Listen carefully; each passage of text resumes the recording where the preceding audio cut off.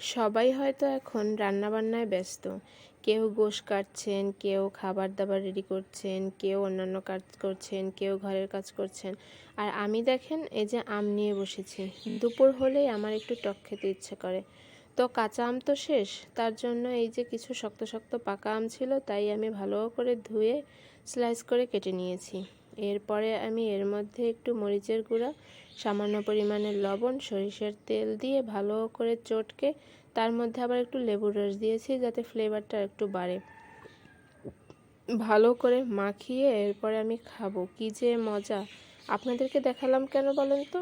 কারণ একটু লোভ দিলাম। আমি একা খাচ্ছি, আপনারা কি না খেয়ে থাকবেন? যদিও খেতে পারবেন না, তারপরেও একটু দেখেন যাতে একটু মনের শান্তি লাগে, ভালো লাগে। আর আপনাদের একটু লোভ লাগানোর জন্যই দেখাচ্ছি। যাই হোক, আজকের মতো খেতে খেতে আমি চলে যাচ্ছি। আল্লাহ হাফেজ।